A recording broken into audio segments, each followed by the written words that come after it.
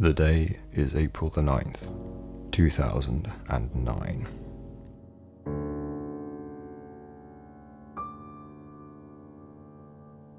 In 2 hours' time, the man you see here will attempt to commit suicide, but will fail.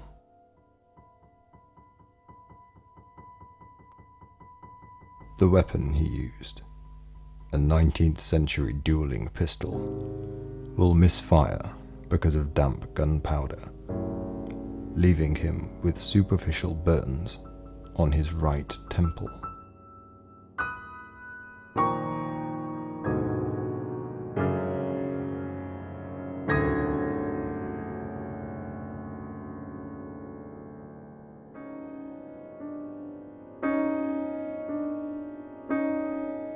Investigators will show how he had come to live as a fictitious character from a 19th century Russian novel, but will fail to discover his real identity.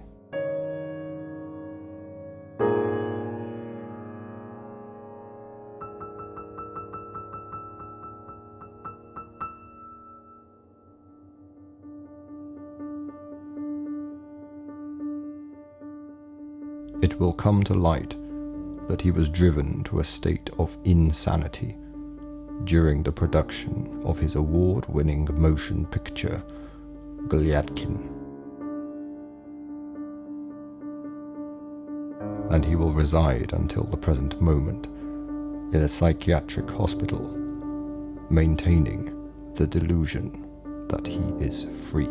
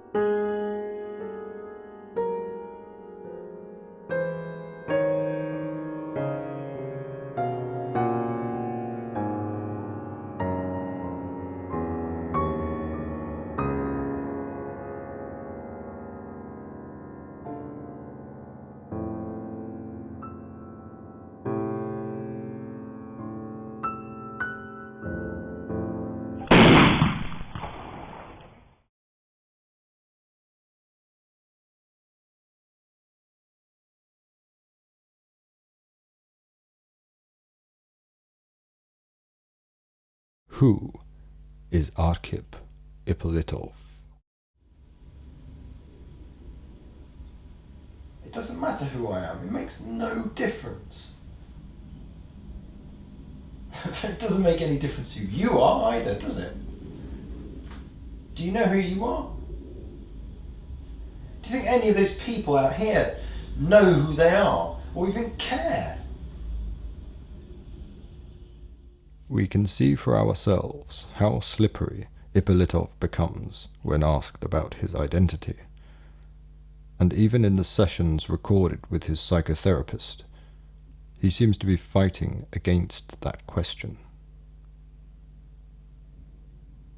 From his name, we might presume that he is of Russian origin, but his voice betrays no accent, and there is no evidence that he was able to speak the language whatsoever.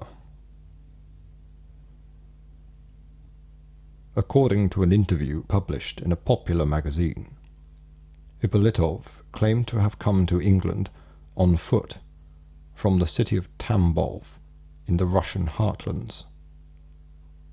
Although this story cannot be verified in any way, and the distinct absence of any facts about his early life is only supported by his account of himself as an outsider. The first actual evidence that records the existence of this man is a Metropolitan Police report from 2002, in which an officer of the law ordered him not to sleep on the traffic island in the Elephant and Castle, South London. The report specifies Arkhip Ippolitov, no identification, no written English, no nationality. Ippolitov himself describes at length how he lived for many years on London's traffic islands in one of the sessions with his psychotherapist. It suits me just fine to stay on a roundabout with people coming around all the time. At least I'm not pretending I'm going somewhere.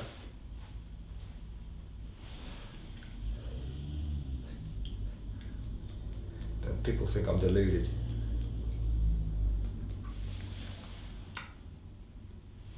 But you're never bothered by anybody on Traffic Island. Well, sometimes council come in, you know, they prune the plants and try and move you along, or a policeman comes along, says you can't stay here. Yes, I can, and I do.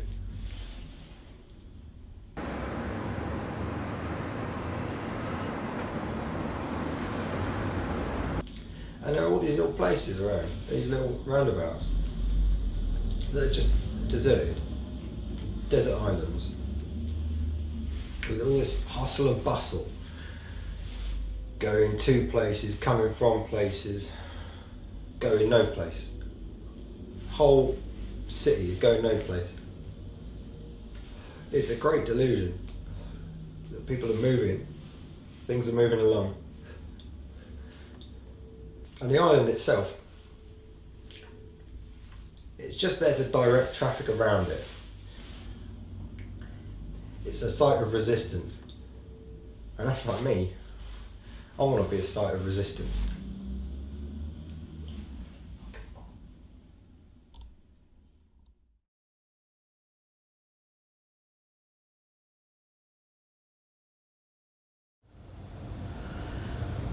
I met Arkhip when I was making a documentary about homeless people in London. I'd seen him a few times already, and on one occasion he came over to see what I was filming. So we sat down and I showed him the footage.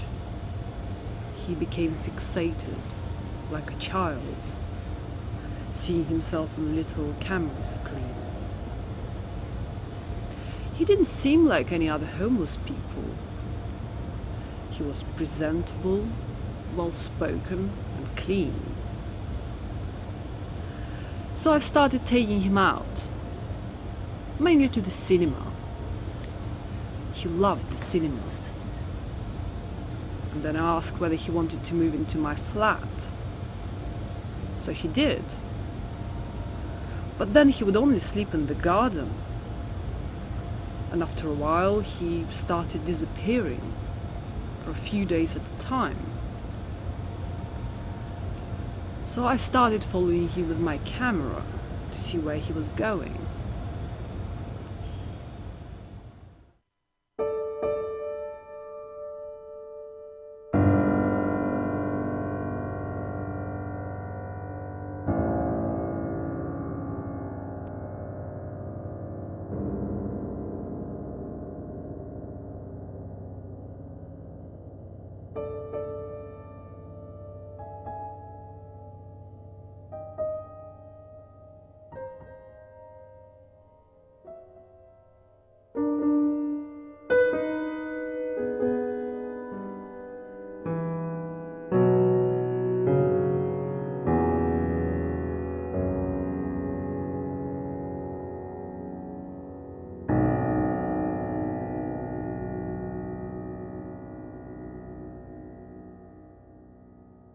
Harry Frober's photographs record how Ippolitov was going out to sleep rough, often in the most unpleasant places possible.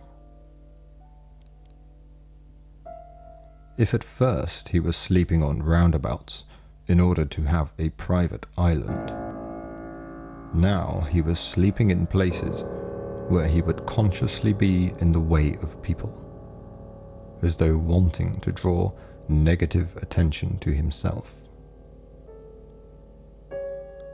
This change in attitude occurred during the time he was living with Harry Frober, and it seems that a new purpose was fermenting in Ippolitov's mind.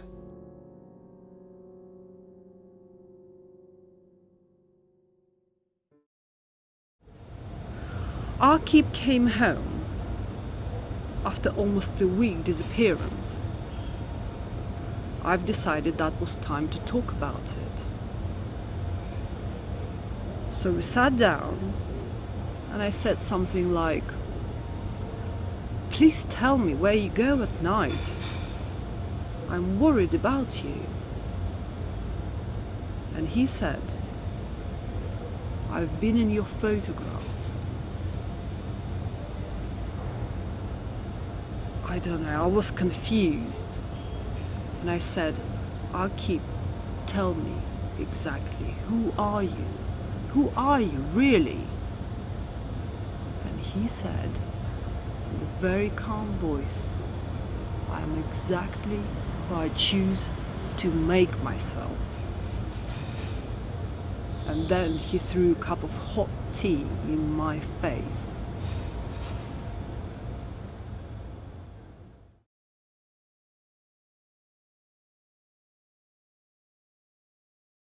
Who exactly are you, really? That is a question everybody seems to have put to Ippolitov in one way or the other, including ourselves, and a decent answer seems to have been avoided thus far. Incidentally, the spectacle of throwing hot drinks in people's faces was not confined to Harry Frober, but seemed to occur whenever Ippolitov was sexually attracted to somebody. But let's leave aside this contradictory behavior to look at the single piece of significant evidence that can help furnish our portrait of the man. In 2008, Ippolitov completely disappeared from view. The following year, however, he reappeared as a minor celebrity. Seemingly from out of nowhere, Ippolitov released a feature-length motion picture entitled Goliadkin.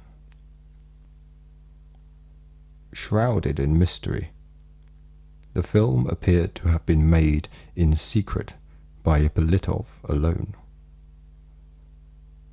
Goliadkin is the name of the protagonist from Fyodor Dostoevsky's short story, The Double. It is this document that we must now examine.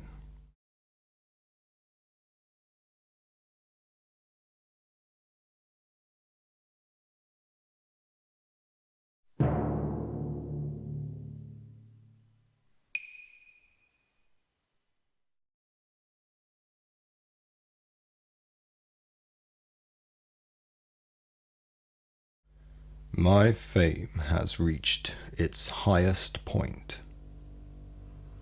In the course of 2 months I have, by my own reckoning, been mentioned 35 times in different papers. In certain articles, I've been praised beyond measure, and in others, frightfully abused. They all, that is, my friends and the whole public, declare with one voice that my Goliadkin is tedious and thin and so drawn out as to be almost unreadable. Some of the public say emphatically that the book is quite impossible. Others, again, declare that everything is from life and that they recognize themselves in the book. Such were Dostoevsky's own ambiguous feelings about his Goliadkin story when he wrote to his brother in 1846. Shortly after this letter was written, he was sentenced to death and taken to a prison camp in Siberia.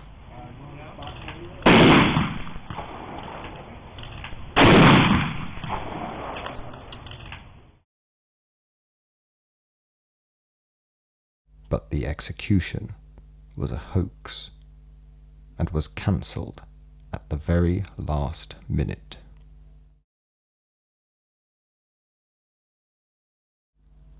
This unspeakable experience proved decisive for Dostoevsky's development.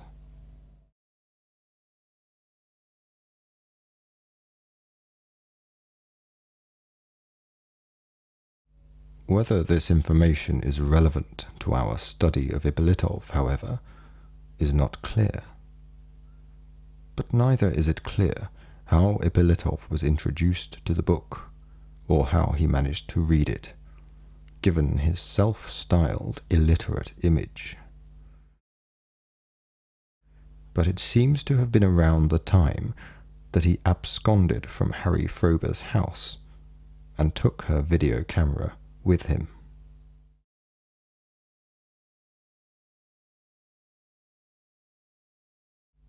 What is clear is that coming into contact with the book dramatically changed the course of Ippolitov's activities.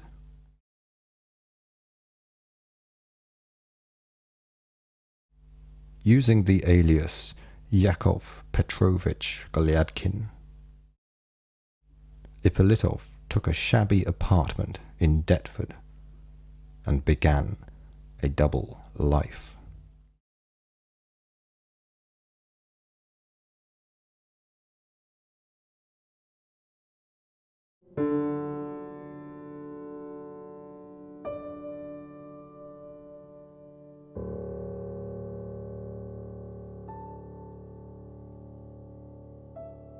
It would be prudent to summarize Dostoevsky's novel so that we can form a better picture of Ippolitov.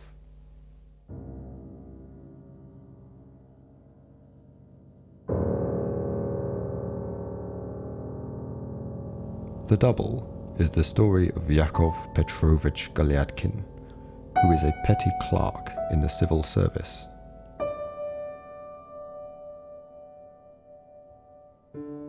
He considers himself extremely honourable, and he has a strong dislike of double dealing.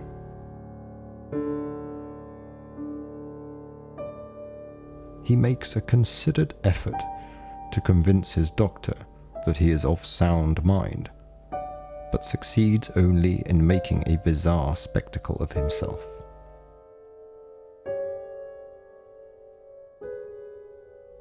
He then gate-crashes a dinner party at the house of his superior, where he creates a terrible scene, humiliates himself beyond measure, and is ignominiously thrown out into the street.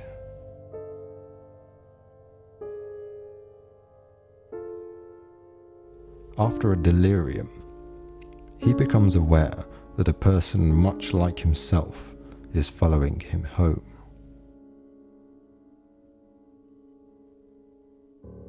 He then discovers to his horror that another man has been employed in his office who has the same name as him and who looks identical to him, except for the fact that this other Goliadkin possesses all of the social graces and abilities that he both lacks and resents.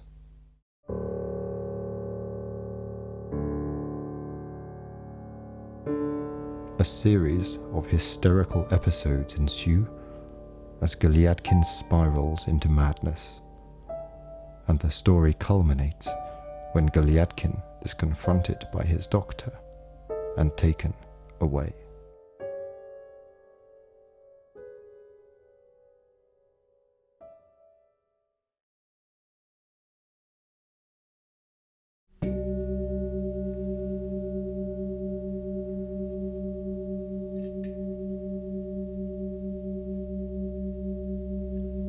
Until now, you have not known me, ladies and gentlemen. It would not be entirely appropriate for me to explain myself here and now, so I will only tell you something casually. There are people who do not like deviousness and do not regard acquiring the ability to polish a parquet floor with their shoes as the true purpose of human life.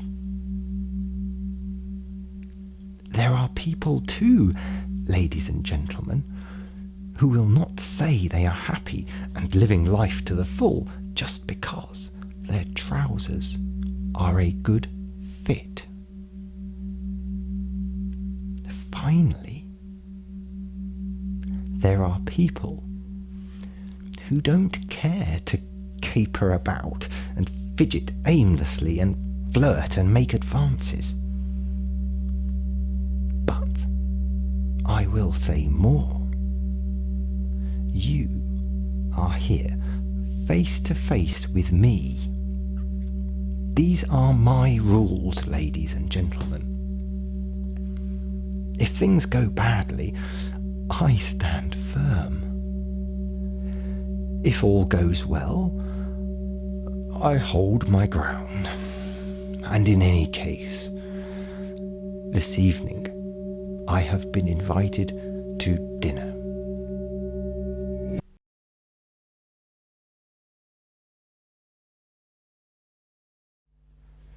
The extent of Ippolitov's identification with Goliadkin is most apparent in this scene. Goliadkin arrives at the house of his superior, believing that he has been invited to dinner, which of course he has not. But there is a double image here. Ippolitov has invited himself to Harry Frober's birthday party, where he is understandably unwelcome.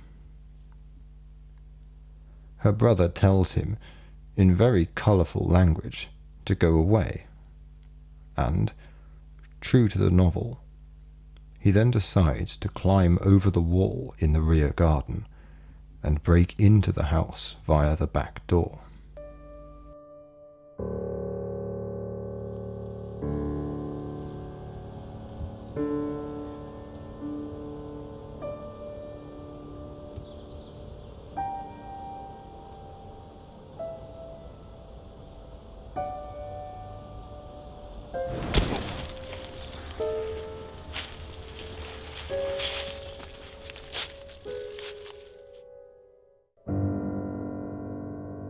He stands, petrified in the freezing cold, for 3 hours, deliberating whether to go in or not.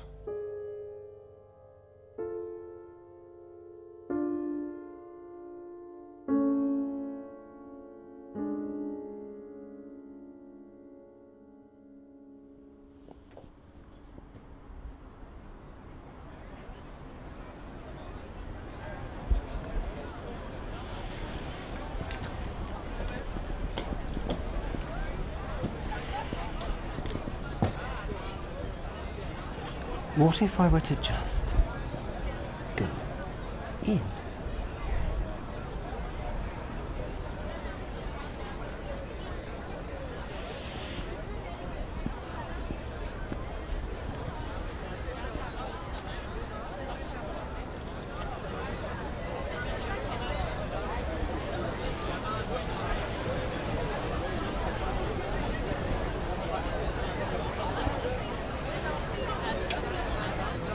Oh, you dummy that you are. Oh, stupid fool you are. An empty-headed fool.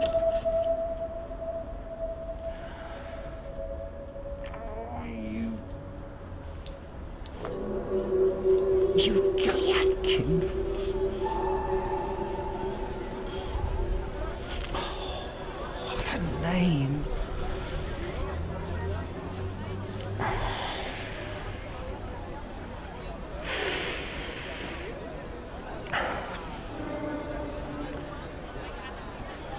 Shall I go in or not?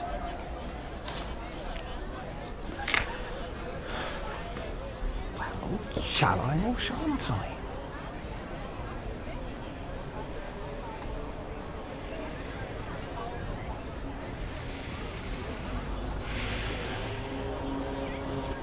I will.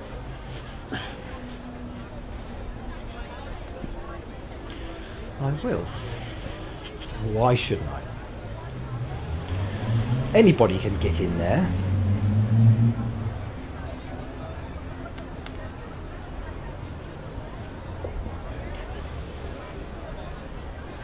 No.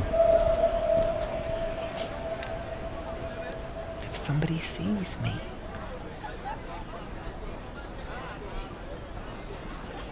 No. What's the use going in with a character like mine?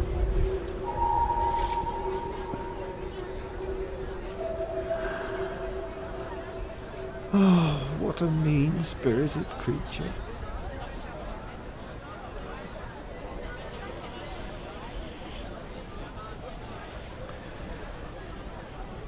Cowardice is my speciality. Base behaviour is always my speciality. No question about it.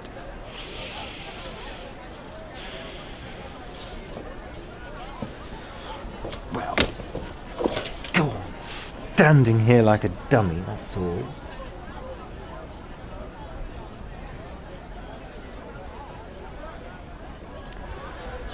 It'd be very nice to be drinking a cup of tea at home right this minute.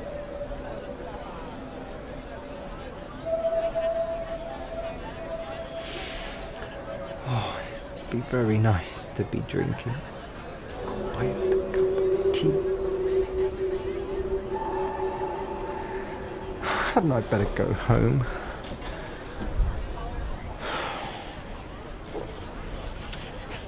Devil with all this. I'll go home, and that's all about it.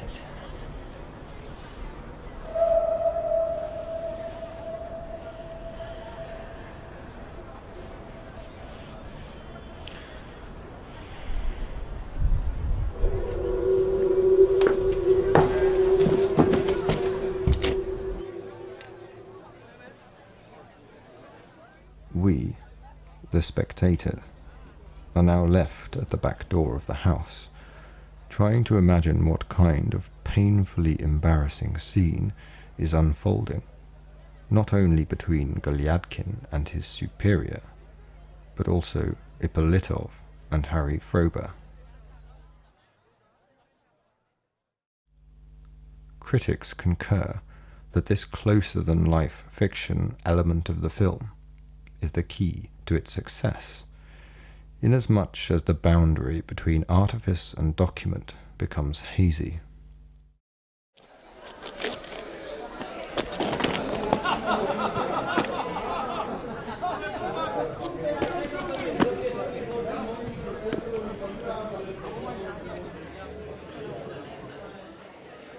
Now we see how the camera captures Goliadkin Ippolitov's ejection from the party. But here an important change occurs. Whilst we are left in humorous sympathy for the feckless and inept Goliadkin, what happens to Ippolitov is quite different.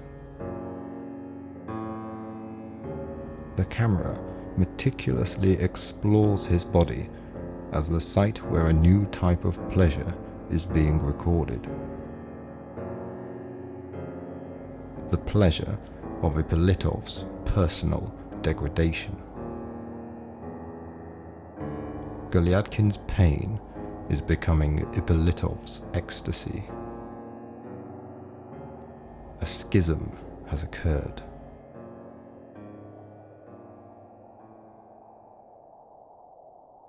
The delirium that ensues captures a schizophrenic experience of intense terror coupled with concentrated sensuality.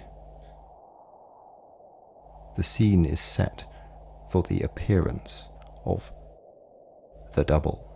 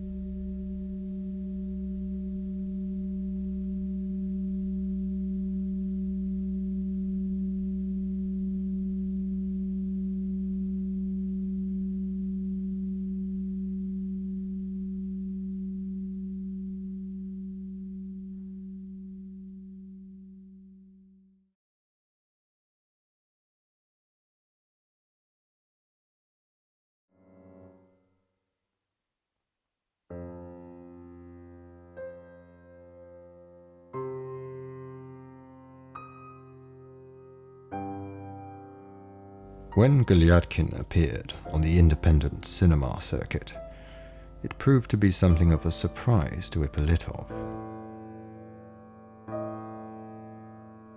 He actively denied his involvement in the project, and it is unknown how the video got into the distributor's hands.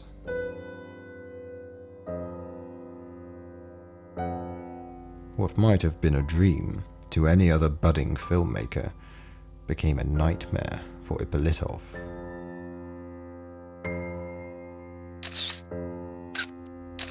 Still identifying with the deluded and resentful Goliadkin of the story, he became incensed with jealousy for the success of his own work and for the new popular image of himself.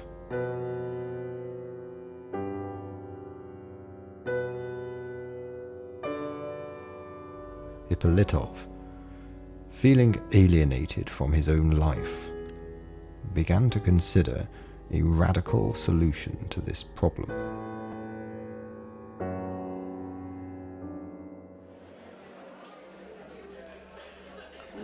What do you think happens to somebody like this, who suddenly achieves recognition, fame, and critical acclaim?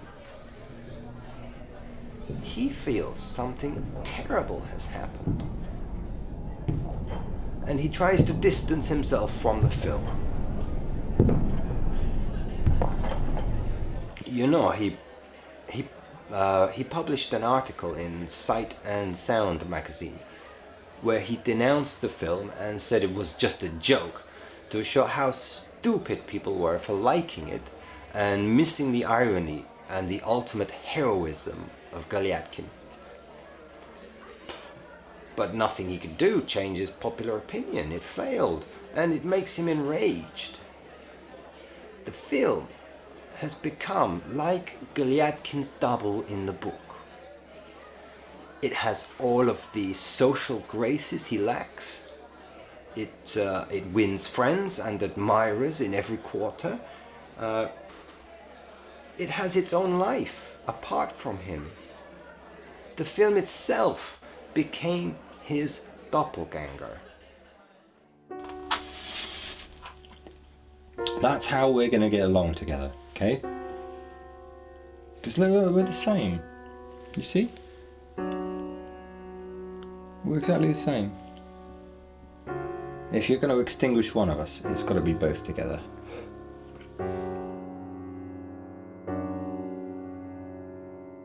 Commentators have noted that the central device of the film, that Ippolitov not only plays every part in front of the camera, but also every part behind it, is used to heighten Goliadkin's intensely paranoiac vision.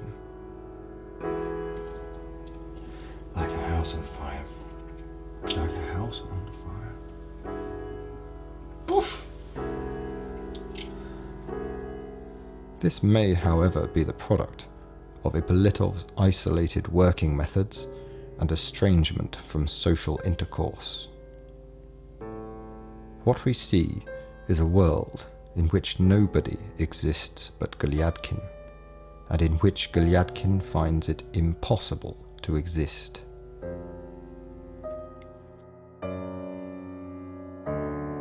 The doppelganger embodies all the qualities Goliadkin can only dream of, and pushes Goliadkin out of his own life.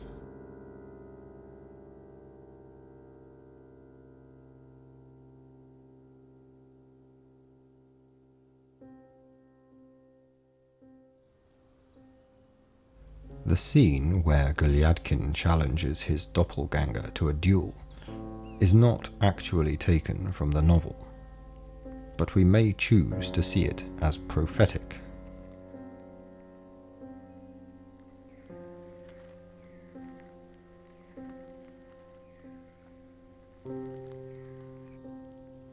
Ippolitov wanted to show Goliadkin's unconscious desire to overcome his terrible situation.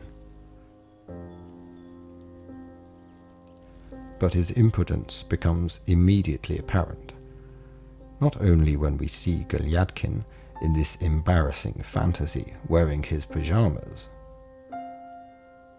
But when, overcome with psychological determination to finally act as a hero, urinates at the moment of truth.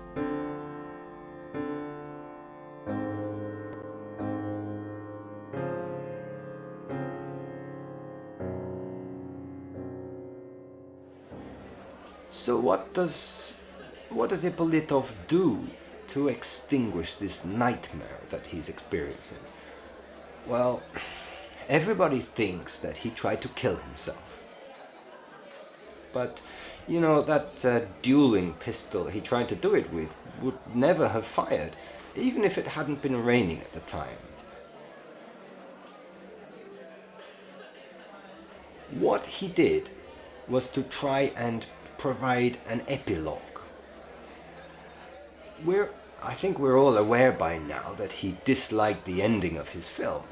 He thought it was weak, and he blamed this weakness for the eventual popular success of the work. So he needed to reduplicate this story out into real life and truly become Goliadkin after the film was released. He is reinforcing his belief that Goliadkin really is a hero for our time, but one that we are as yet unable to comprehend.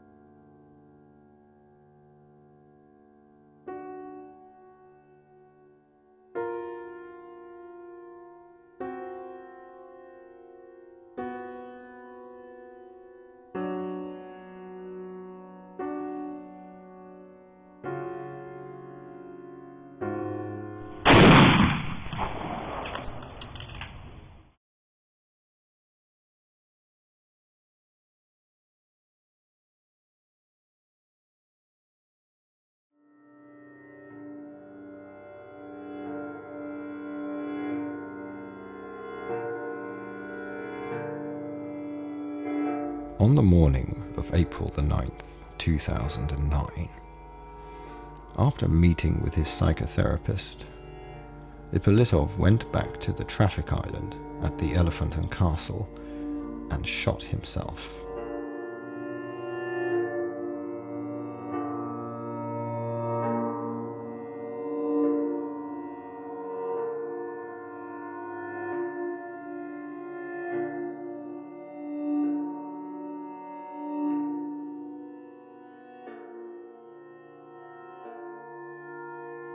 His unconscious body caused severe disruption to the London transport system that morning.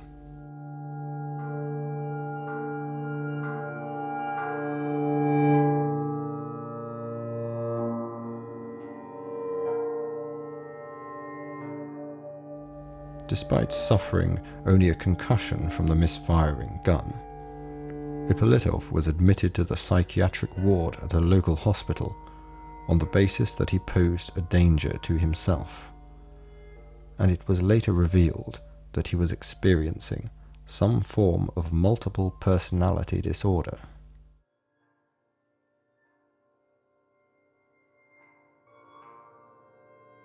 Amid the hubbub of gossip that ensued in the local and national press about the eccentric Mr. Ippolitov, new evidence was brought forward by a Mrs. Blinov, who was Ippolitov's landlady at the Deptford flat from which the Goliadkin project was conducted. Goliadkin ко мне пришел как русский мигрант. Мы общались только по-русски. Он даже попросил моего зятя покупать ему продукты в магазине, так как он совсем не говорил по-английски. К нему часто приходил один знакомый, потому что я часто слышала их разговоры, они вместе выпивали и играли на скрипке.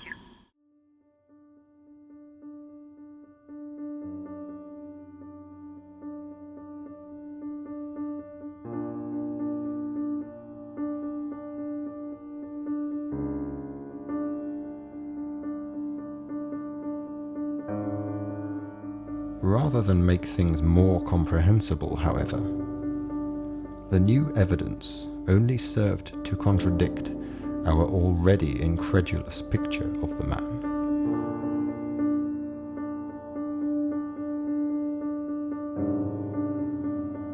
Photographs taken in the flat reveal that Ippolitov was living in total disorder. And, although the building from the outside may not look terribly inhospitable, the interior has all the ambience of a St. Petersburg tenement.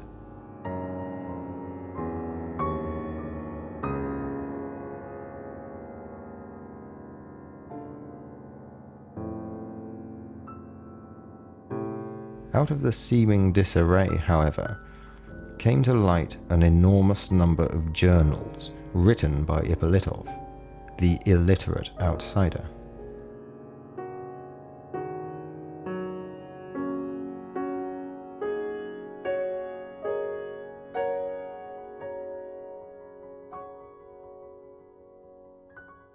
Some notable entries are set here to images made by Ippolitov in his art therapy classes.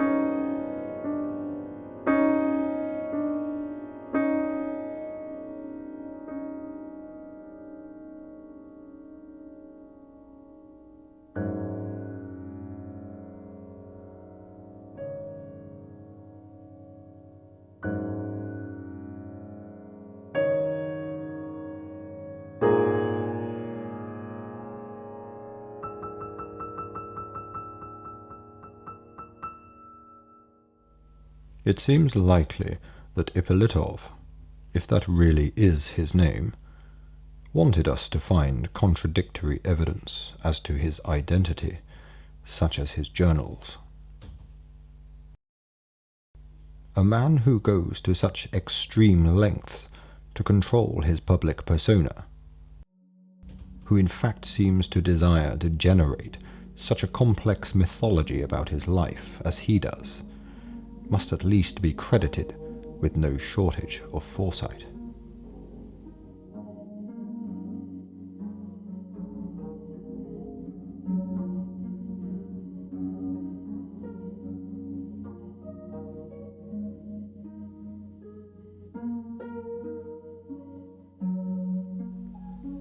That every Tom, Dick and Harry seems to have an opinion as to who Ippolitov really is seems hardly worth mentioning. Such speculation only tells us about the desires of the public to engage in mythology, and strengthens the case that Ippolitov is a mythmaker at heart. But this conclusion does not satisfy.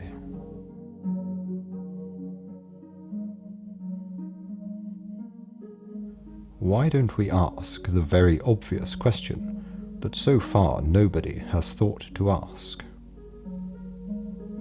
Who was it that videoed Goliadkin?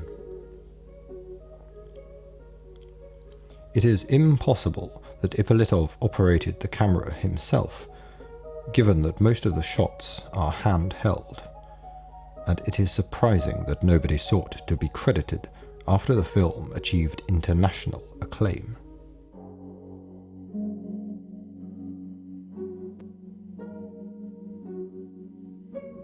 The most likely candidate would be Harry Frober, and yet she claims to have had no involvement, although if she had been involved in some form of secret pact with Ippolitov, she would hardly disclose herself now.